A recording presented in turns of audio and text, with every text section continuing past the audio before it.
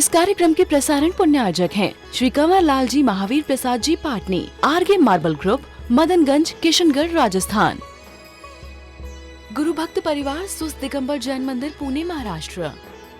स्वर्गीय उषा जैन माता और स्वर्गीय रेखा जैन धर्मपत्नी की स्मृति में श्री सुनील जैन परिवार, लखनऊ, उत्तर प्रदेश।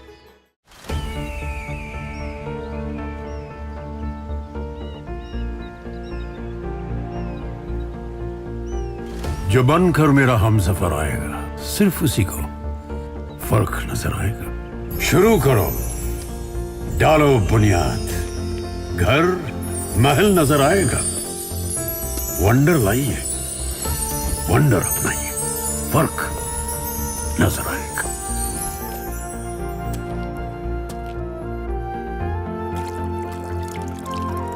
पानी भर लो अंजलि में, चांद उतर आएगा।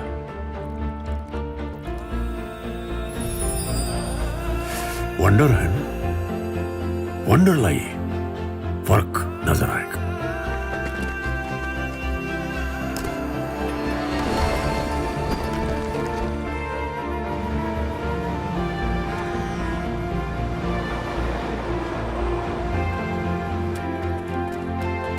पहला घर तो खड़ा करो, शहर नजर आएगा।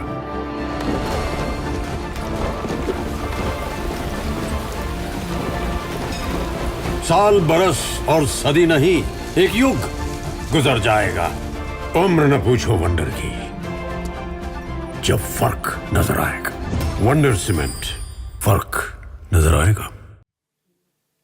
हर पेरेंट्स प्राय यही गलती करता है। होना क्या चाहिए, उसे रियलाइज कराओ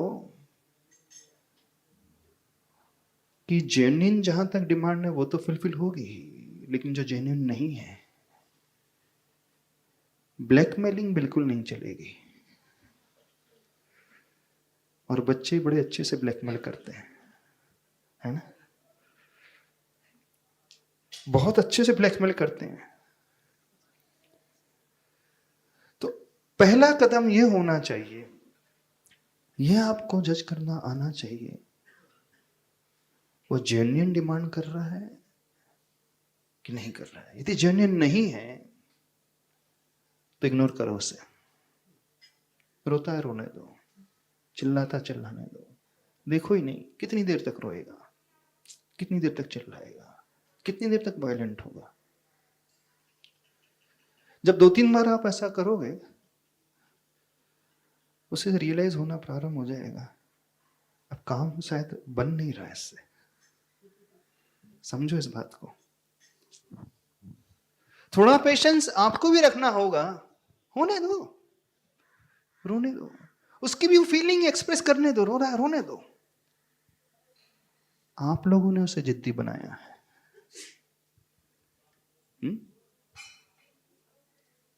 ओवर पेरेंटिंग,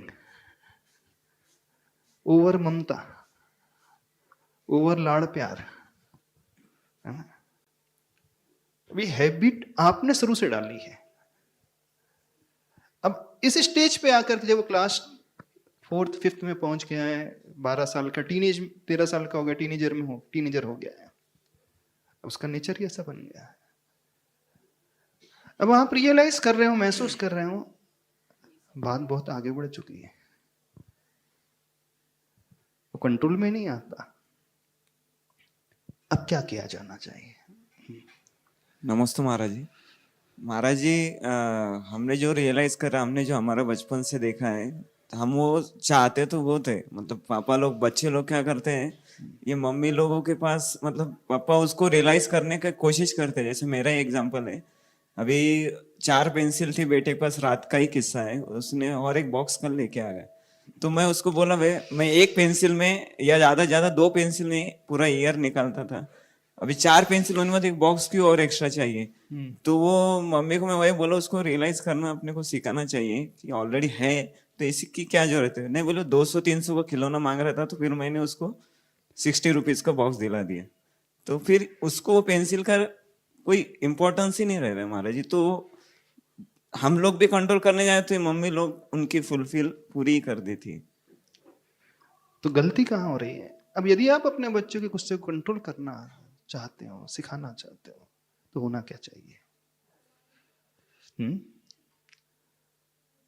भय पैदा करना सिखाओ, उसे छोड़ दो। पनिशमेंट देना सिखाओ। अब वो टीनेजर हो चुका है, एकदम से पनिश कर नहीं सकते। इम्प्लीमेंटेशन शुरुआत जो है अपने आप से करो। यदि आपको भी गुस्सा आ रहा है, क्योंकि कई बार ऐसा होता है पेरेंट्स के गुस्से को देख करके ये बच्चे बहुत ज्यादा गुस्सा करने लगते हैं। आप चाह रहे हो कि बच्चा गुस्सा ना करे, तो क्या होना चाहिए? सेल्फ कंट्रोल पहले स्वयं लाना सीखो। देखो, कुछ ऐसे निमित्त मिल जाएंगे, कुछ ऐसी घटना हो जाएंगी जिसमें आपको भी गुस्सा आ सकता है। मौका है वैसा ही। उस सिचुएशन में आप स्वयं पहले क्रोध ना करो और उसे रियलाइज कराओ कि देखो, मेरे साथ भी ऐसे घटा था, मैंने क्रोध नहीं किया। इनकेस आप क्रोध करते हो, गुस्सा आ ही जाता है, तो उसे बताओ कि मुझे गुस्सा आया, मैंने मिस्टेक कर दी, उसके लिए मैं सेल्फ पनिशमेंट ये ले रहा हूं अथवा ले रही हूं। देखना, ध्यान से सुनना, बड़ा अच्छा टूल बता रहा है।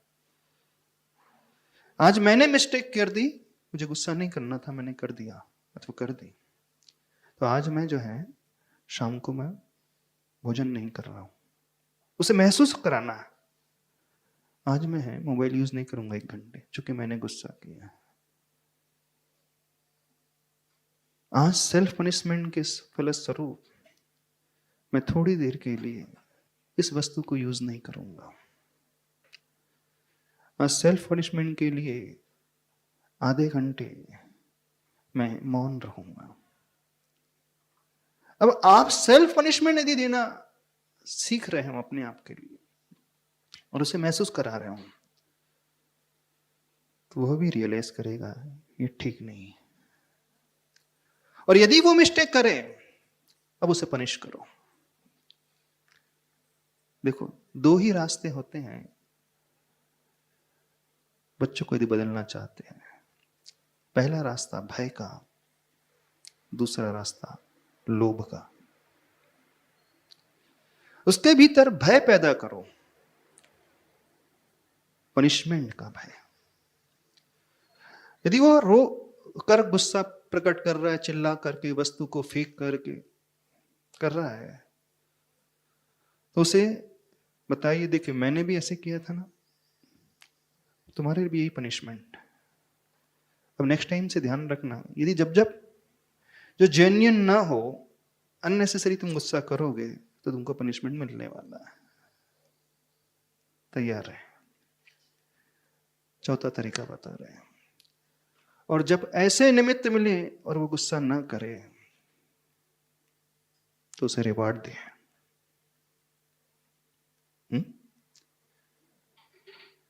अप्लॉज करें, उसे रियलाइज कराएं कि तुमने बहुत अच्छा काम किया है।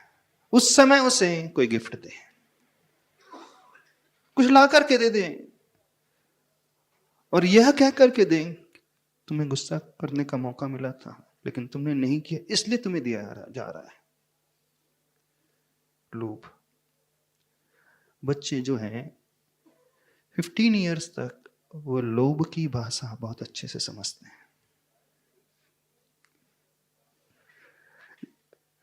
उससे कहें यदि तुम गुस्सा नहीं करोगे तो कंपोस्ट बॉक्स तुम्हें मिलेगा, ये ड्रेस तुम्हें मिलेगी, पिकनिक लेकर के जाएंगी, जो तुम चाहते हो वो तुम्हें मिलेगा। चॉइस तुम्हारी है, या तो गुस्सा करो या तुम्हें गिफ्ट मिल जाएंगे।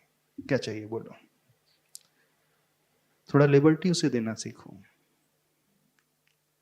नहीं, मेरा भी इंपॉर्टेंस है, मेरे अनुसार यदि मैं ये नहीं करूंगा तो मुझे ये मिलेगा।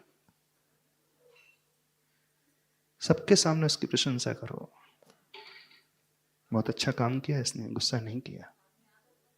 आदत नहीं, शुरुआत कर रहे हैं अभी, उससे हमें इस फील्ड में चलाना है।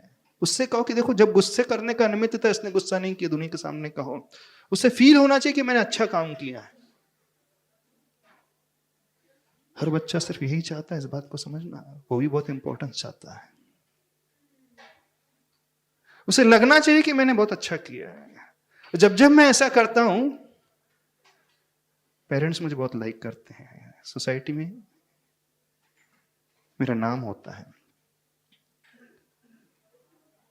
सेलिब्रेट स्मॉल विनिंग, एक कंसेप्ट आता है ना, छोटी छोटी जो विन्स होती है, छोटी छोटी जो जीत होती है, छोटे छोटे अच्छे काम होते हैं, छोटा भी अचीवमेंट उसने किया, सेलिब्रेट करें,